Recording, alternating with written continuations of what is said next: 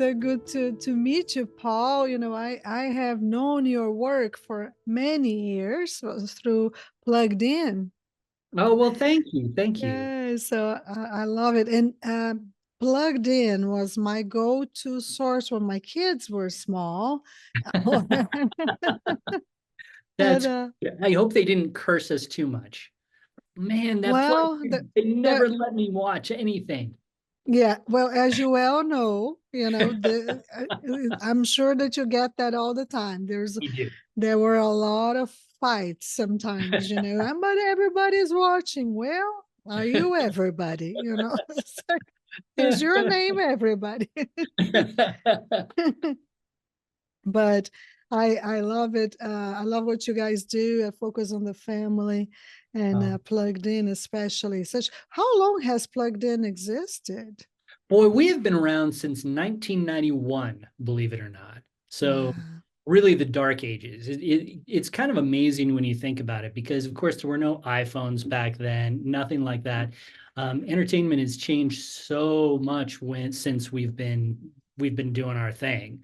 Absolutely. It's been an exciting journey, I think, for Plugged In. Obviously, I wasn't there from the very beginning, but to watch the world of entertainment and technology expand the way it has in the time that we've been around, I mean, it has just involved so much change, and that change can be scary and exciting and makes what we do, we feel, all the more important, because we're trying to keep track of all this stuff just like everybody else is. Absolutely. And it seems like it just evolves faster and faster and faster. My children are 18 and 22. So already, in a span of like a decade, what I have seen, the television shows, what I have seen, the change in just like 10 years, from what I had to be concerned about them as little kids, Hmm. not watch, to what the Yeah. parents who have little kids right now, the stuff that they're exposed to in Hmm. just 10 years is just so much more, right? And So much more. Yeah, it's so it's much been more. incredible. We can talk about this during the interview, but it is just amazing when you think, I grew up with three, four channels, and Right, me now too. you've got all of these incredible options, and the streaming networks. It is really just, it is like I remember I used to try to sneak off to my friend's house if they had HBO, because they could see things that I couldn't see with my three channels. Now it's everywhere because Netflix, Max, Prime has all that same content just out there. Just with a click or two, you can see almost anything you would want to. So, which makes it a terrifying time for a lot of parents, I think, you know? Right. Absolutely. Yeah, me too. Growing up, it's like the parents really didn't have to worry about things because the things that you would watch, they would only come out at certain times. Right? Right? And you didn't have to worry. Your kids were asleep when the racy stuff was out, if there was anything like that. Right. Right. Like Exactly. Friends was the raciest show in the 90s, and you think now they look like a walk in the park. Oh, Although you're they're absolutely right. Absolutely right. Yeah. so, but anyway, I am very excited about sharing and promoting your new book, Paul. It's called, and I have a copy here. So it's Becoming a Screen Savvy Family, an excellent work by, and it is published by Focus on the Family. And it is an excellent work for parents who are trying to help their kids navigate this crazy world of media nowadays, social media and media in general. And I know that if you are a Christian, if you're a believer, or if you are a religious person of even different religions, probably they do go to Plugged In for as a resource to see the content of the shows and the movies that are coming out. So very excited about talking about becoming a screen savvy family. My first question to you, Paul, is what inspired you and the team of Plugged In to write Becoming a Screen Savvy Family? Yeah, that's a great question. It really sort of evolved out of our own passion for what we do. We have a really good, dedicated team, and so much of what we do is sort of surrounded by our movie reviews. I think we're probably best known for our movie reviews. We let parents know, we let other viewers know kind of what they can expect in a given movie. If you're going to go see The Wild Robot, we'll tell you about all the good stuff and the bad stuff that comes with The Wild Robot. And that's great. We're so happy that people come to us for that sort of information. And we review so much as well. But really, our heart goes a little bit deeper than that in some ways. A lot of the content that we see in movies, that's very, very impactful, but we wanted to help families do more than that. We wanted to help them practice good discernment tools for their own and teach their kids how they can process this bewildering world of entertainment and technology for themselves. Because, as much as we try to protect our kids at home, keep them away from the R-rated movies, keep them away from the racy TV shows, eventually they're going to go out on their own and they're going to make their own decisions. And really, our heart is to help parents teach their kids how to make the best decisions for them. It's not so much about protecting your kids when you're 8. We do a lot of that too, but the book itself is really about making the thing sort of this family journey, this family process on how to deal with entertainment and technology from a godly point of view. I love that. And, you have been doing this for years. And you, on your bio, I laughed a little bit when you said the number that you put in for how many movies you said. You said that you have reviewed roughly 15 quintillion movies and television shows. I love that. I love that. And but in so many years of analyzing media and media trends, what changes in the children's screen consumption have stood out the most for you? I think the availability of the phones, when we sort of started this process, we talked a little bit before we even went live with this broadcast about just Plugged In has been around since 1991, and that was long before anyone ever thought there was going to be an iPhone, long before any of these really pocket-sized screens came about.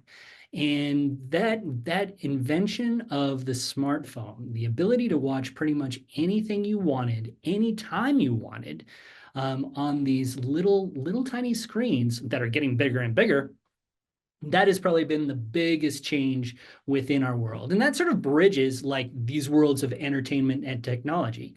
It is a marvel of technology. It is incredible. But it transfers so much entertainment to us throughout the day. And that's, I think, especially true when you're a teen. I think that a lot of the entertainment that you consume these days when you're between the ages of 13 and 19 comes across on that phone. You're watching your movies, you're watching your TV, you're watching TikTok videos, you're watching YouTube. All of these things come to you from this little screen. And that is one of the reasons why I think study after study has shown that screen usage is going up almost exponentially. Every single year it gets higher. Right now, I think the average screen use for even kids 13 and younger is something like 7.5 hours per day. And I think the phone has a lot to do with that. I've Mhm. spoken to I've spoken to several pastors and also psychologists who are doing a lot of research and even writing books on the subject. And I know that this is a challenge and a concern for parents. So, one of the key concerns that I believe the parents have is understanding the effects of technology in children's mental health. Can you, and I know that you have done research on that, can you explain some of the most significant effects and the impact on a child's mental health? Yeah, absolutely. They are significant. You do find that the more screen time we absorb, really the more I wouldn't I would say the more mental, emotional issues that you can potentially have. You know, studies have shown that boys who play a lot of video games tend to be much more aggressive. Girls who spend a lot of time on social media, a lot of the messages that can be a part of that world, that social media world, can make them feel anxious, can make them feel less worthy, can make them feel depressed. The same is in effect for boys as well, but for girls, the studies show it's even more pronounced. And so you do have the ability to connect with so many people through social media. And for so many people, that can be a conduit toward friendship, toward community. But at the same time, because of the way social media operates, it lends itself to not just community, but isolation. You know, if Mhm. you see that you have peers, friends that are getting together, doing something fun, and you're not invited, you feel that powerfully. You can find that you feel scared about even turning off social media because you feel like you're going to be missing out on something. Yes, And it leads also to a lot of comparison, you know, and this can affect adults too, by the way. This is not absolutely. just a kid problem, but you look at somebody on a fantastic vacation, say going on a book tour to Brazil, and you see all those wonderful pictures of Brazil, and you just think, oh, why is my life not like that? Why am I not on a beach right now? Why am I not in the mountains? You know, social media tends to be so highly curated. When we post on social media, it tends to be the highlights of our life. Everybody is smiling, everybody looks great, everybody is in these fantastic settings. We all know that life is not like that. And yet, when we see this over and over and over in Instagram and Facebook, we can think, oh man, why is my life not as good as this? And that can cause problems down the road for sure. Absolutely. Now, we, of course, I have adult children, right? So I'm at a different stage in life, but when they were little, and I know that there will be a lot of moms and dads who are listening who have smaller children. They are still able, hopefully, to control, some of what they access online and the TV shows that they watch. But I feel like parents feel a little overwhelmed by Mhm. this rapid pace, of technology advance, the constant introduction of new platforms. How can Christian parents stay current with their children's screen habits and maintain the balance? Yeah, that's a fantastic question. And I know that for so many parents, that is maybe the number one issue that they have in their house, because it can be a little bit daunting when you feel like your kids understand this world of technology better than you can. You know, I've had experiences where I've had my kids walk me through processes online because I just need to know how to do it better. And because they were born in that environment, Yeah, it is just so much more easy for them to do it. So as a parent, when you're trying to keep track of this stuff, it can be so tricky. So I would suggest, just right off the top of my head, I would think that there would be a couple of things that you could do. Number one, and this is going to sound like a very self-serving plug, but I do think that Plugged In does sort of help with that. We have yes. a lot of parenting tutorials for how to deal with how to engage with Netflix. What are the parental controls on Instagram? All of these different areas, we have tutorials that can sort of help parents walk through it step by step. And we provide sort of hopefully some good information about what is coming up in the world of technology, what trends you need to be aware of, what issues you should be mindful of. Those are all things that we try to do. And let me just say that there are other sites, like if for whatever reason Plugged In doesn't scratch that itch, there are other sites that do that very well as well. So I don't want to make this look like just a Plugged In thing. There is information online that you can find that can help you work through some of this stuff. But even more important, I think, is really fostering a great relationship with your kids. Um, Absolutely. because that conversation, that you can have with your kids, that is probably the most critical component in helping your kids navigate this world. These conversations about controlling entertainment, controlling technology, cutting down on screen time, those can be very, very difficult conversations to have. And I know that there are probably moms and dads listening to you now who are very well aware of how combustible those Yes. conversations can be. Um, it can help to, when they're young, to talk with them frequently about these issues, to talk with them and give them reasons why you're making the decisions you are. It's not just because I said so. It's because these studies show that it impacts you deeply. Mm. And as time goes on, I'd encourage parents to bring kids into the process as much as they can with them. Now, that means age appropriateness is really Mhm. but I have heard from parents who use our site not necessarily as a yes or no tool, but when their child says, I really want to go to this movie, the mom says, okay, let's go to Plugged In together and let's Mhm. go through what this movie has and let's see what it's all about. And then we can talk about it.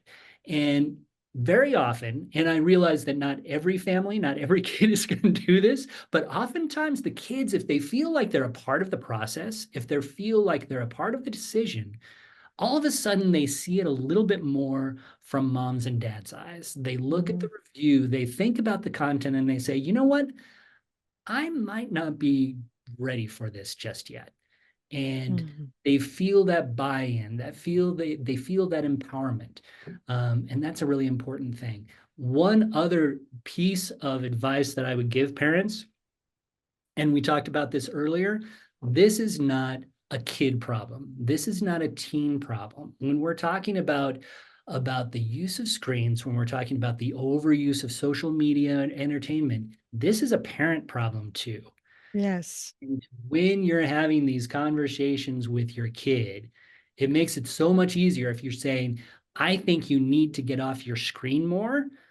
It makes the conversation so much easier when you can say, and I need to do that too. Let's Mm. work at this together. That can make the whole conversation feel just so much different. And I have aging parents. And what I'm finding is that this older generation who is retired now, they are worse than teens. So you are, I was visiting, I'm seeing my family in Brazil, and a couple of times I had to tell some of my relatives, get off the phone. I have traveled 6,000 miles to be here.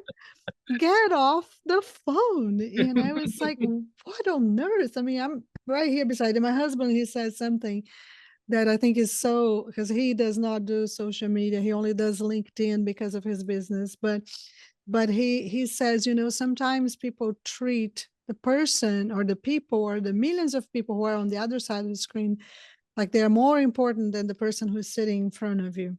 Mhm. And that's a very somber thought, but it's very, very true. Yeah. And I love it. One of the things that I love about Plugged In is because it is not a legalistic platform where what they do is they bring the biblical principles and they filter everything through that grid. And what you're talking about, this invitation to invite your children, especially after like tweens, after a certain age when they're not little bitty things, but Mhm. start inviting them into that process of um, deciding together Mhm. whether something is appropriate or not. It's very, very, very. I love that. I did that with my kids, and I think that it just makes them be more uh, careful, really, Mhm. and different. It's just, and it makes them part of the process of decision. It's not like, oh, because Mama said so, I'm not going to do it. I believe that that's the only way that it's effective. One of the issues, Paul, and I think that that this is very true, is that parents don't want to take the time. Yeah. Yeah. That's very true. That's very true. Right? It's hard. I mean, we're all so Hard busy. work. It is hard, hard work. And Man, as a parent myself, I know just how busy we can be, how hard it can be, and oftentimes there's a real temptation to just say, you know what, I need a half an hour of peace. We are going to put my child in front of the TV and let them watch a Yes. half hour. And I think in certain boundaries, I don't think that there's anything necessarily wrong with that because we all need that break. But at Mhm. the same time, when we're talking about these issues, you can't do shortcuts. You No, really have to think about it. You really have to be mindful about it, and you have to be proactive because those screens in today's world, there are so many more things that our kids can access that we never had an opportunity to, that we never had a chance to. It is just so easy to punch a couple of buttons, to press your screen a couple of times, and then who knows what can come up on your phone. Because of that, parents really have to be super engaged. And I know that it's hard. I know that it would be so nice if there was a nice shortcut. And there are tools that can help with that. I mean, you do have parental controls on a lot of these services. There's a lot of things that you can do, but honestly, none of them are perfect. And the best person to really shepherd your child through this crazy, crazy entertainment and technology environment is you. And you just can't take shortcuts when you do it. absolutely. Well, Paul, in your book, you talk about fostering Christ-centered relationships with media, right? Can you explain how parents can do that in a practical way with their children?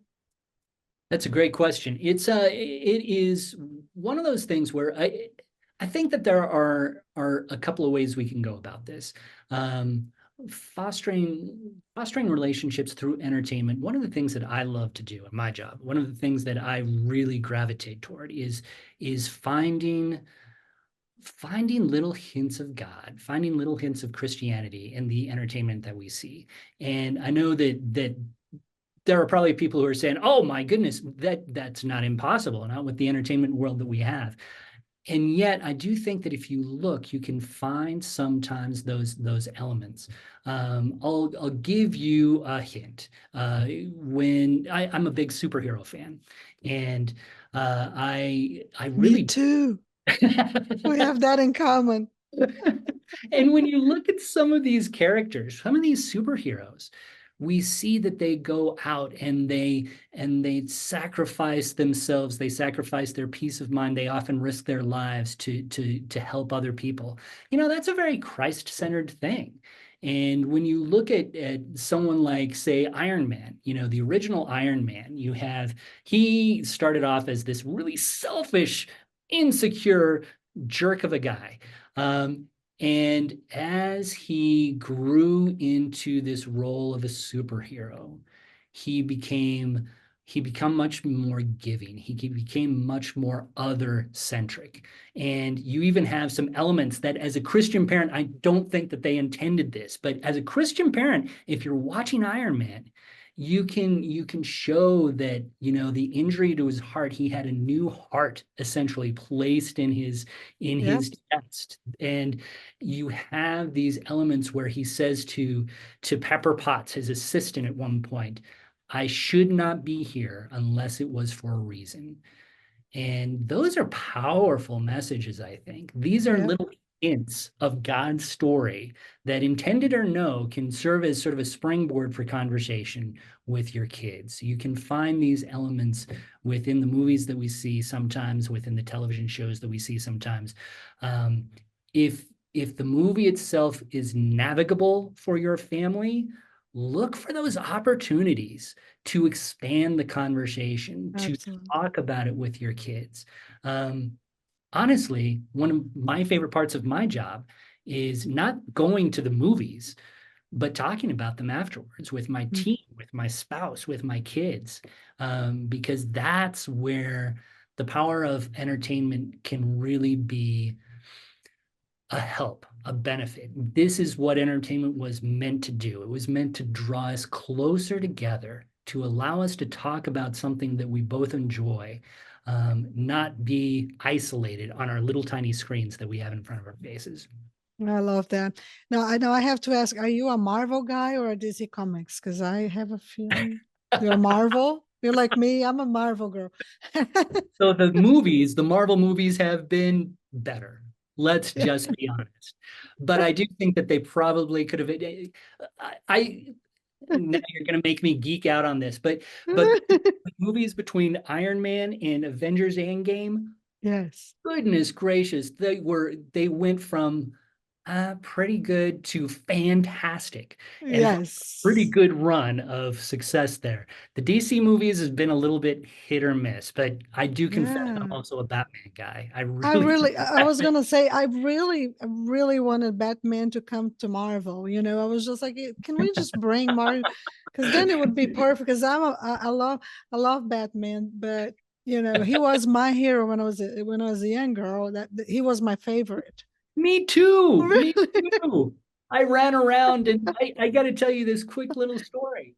My we had this party when I was 7 years old. It was a pirate themed party, and we had because of it we had a little pirate flag that we hung up, and I quickly converted that. After the party, I converted it into my Batman cape, but I always had to wear it in the reverse because the Batman does not run around with like a skull and crossbones, so you always had to hide that a little bit. But yeah, I ran around with that cape more than I'd care to admit, honestly. Oh wow, that was my brother. I was a Wonder Woman.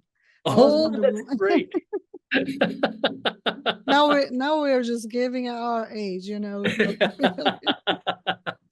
Well, this is awesome. Well, let's talk a little bit about your book and in the sense of like parental engagement. So the book highlights some traits of engaged parents, some of your research. What are some of the common traits that you found in parents who successfully manage their children's media consumption? I think that there are a few traits that they need to be aware of. Number one, it's sort of that proactive piece that we were talking about earlier. It is not easy to be proactive, but to engage with the media as it comes across. We need to be mindful. We need to be proactive. We need to know that this is important and engage with it because it is. Um, Another thing is that communication piece. Talk with your kids. Be sure to keep those lines of communication. This a really important tool here is when you talk with your kids, don't freak out. There are going to be times when your kids, be they at a sleepover, maybe they sneak a view of something that they shouldn't have. Yes. These are things that just happen when we're young. When that happens, because it will happen, don't freak out. Keep those lines of communication open. Talk to them about what they saw, how that made them feel. Were they scared? Were they pulled in? What was their reaction? Talk through those issues, because I think a lot of times, and I'll be honest, when I was growing up, I didn't tell my parents very much because I was worried that they would freak out. And I didn't want to Uh-huh. harm them. I didn't want to have those conversations. But if you're able to not overreact and really just engage with your child, talk with them instead of sending them to their room immediately or yelling at them. If you can talk Yes. with them, that helps keep those communications lines open. That is so important the older they get. If they think I they can come to you with anything, then you have a much better shot of being brought into some of these sometimes yes. difficult, sometimes uncomfortable conversations, but help lead your kids through those pitfalls. That to me is, if I could choose like one thing concerning parenthood to tell people, I would say that that's one of the top five for me, is to really, and I, I remember with my girls, growing up, uh, a couple of times that they would come and share something that they even learned or heard about. And I always think about that movie Inside Out. It's just like in my brain, I'm going like, but my face is like, okay. with a smile. And Take a my deep brain is breath. like it's like the inside out characters. They're all running in circles. There's like, but it's so important that you don't show that you are like either shocked or especially especially disappointed in Mhm. them, because that I think that's key for you to have really a good relationship for the rest of your life with your children, is if you master that in the beginning. Yeah. And entertainment, all of these challenges that we have right now with social media, with pornography, with all of those things, these are very shocking for our generation, but we have to really foster the relationship in a positive way. Otherwise, we send them the opposite, right? Mhm. Or the opposite way of where we want them to go. I That's really, absolutely right. That's absolutely right. And one thing, because I know that there's probably people who are listening who their kids are 15, they don't have that type of relationship, and they're feeling, well, it's just too late. We might as well just throw up our hands. I don't think that's true. I think that there's always a chance. And a couple of things that I'll mention about this, even when you think that your kids are not listening, they are. You, yes, no matter what, are still one of the biggest influences in their lives. They have their TV, they have their TikTok, they have their friends, they have all these other influences, but they still care about what you as mom and dad think. yeah, Don't be afraid to speak into their journey. I think that that's a super important thing to remember. But I also think that you can always circle back and create these lines of communication, even if they've been strained or even when they've been broken. You can, and a lot of it comes from a place, it can be hard to recreate those, absolutely, and it takes a certain humility where you have to go to your kids. Again, this is very age appropriate, but go to your kids and say, you know what? I really haven't done everything that I wanted to do with this, but this is really important to me, and you are really important to me. So let's talk about how we can engage this issue of technology, this issue of social media.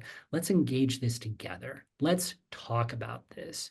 And again, not necessarily lay down the rules, but truly talk about it and say why it's important, what it can do to your brain, what it can do to your soul, and just sort of walk through them. Again, if they feel sort of a part of the process, I think that can help these conversations.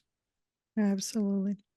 Well, Paul, we're getting to the end of our time together. This is such a great conversation, but I would like for you to tell us, like, what do you hope that Christian parents will take away from becoming a screen savvy family? So I think there would be a couple of things, and maybe the biggest thing that I would love for parents to take away is that, yeah, this is a very bewildering world, but there is hope. There is, you do have tools at hand where you can navigate this world. I think sometimes when we walk through these labyrinthian world of entertainment and technology, we just don't know where to go. I hope that becoming a screen savvy family gives you a little bit of a map, gives Mhm. you a chance to walk through this with a little more confidence, a little more thought and bravery even into these worlds, because that's what we really try to do. We say, yeah, it is bewildering. It is hard to keep track of it, but we are alongside you and we want to help you with these journeys. And the other thing is really just to um, think about entertainment and technology, and especially your family's relationship with it holistically. This is not about saying yes or no to one movie when your child is 7. This is about teaching them how to really navigate a world that is only going to get more bewildering, to push into that world with their own sense of bravery, their own sense of confidence, that they will make the correct decisions and understand how important this stuff is. Because eventually, they're going to be making decisions on their own. They need to have the tools in place and the reason in place to make good, thoughtful decisions about these things. So those would be the two things that I would hope that parents would take away from that. That's wonderful. Well, Paul, it's a beautiful, beautiful book, and highly recommended. The one word that he used, I believe that is a perfect word, is kind of offers a map for parents who want some help, who are kind of bewildered with all of this crazy information that's out there, and they will help you navigate this and give you some practical ideas and insights on how to approach the subjects with your children and protect them, really. So I love it. And also, thank you so much that you guys are giving a copy of this book for someone in my audience. So all people have to do is follow the link on the show notes, and they will enter their name for a chance to win a copy of Becoming a Screen Savvy Family. The subtitle is How to Navigate a Media Saturated World and Why We Should. Congratulations, Paul. And it was such a blessing to talk to you. This was a joy. Hopefully we can get together again some other time and we can just talk Batman and Wonder Woman, and that and how we can just bring them to the Marvel world. It would make the Marvel world perfect. Although, like, Marvel has disappointed us all, not doing any more movies, but oh well. Thank you so much. I really enjoyed our time together. Thank you. Me too. You take care. You too. Bye. Bye-bye.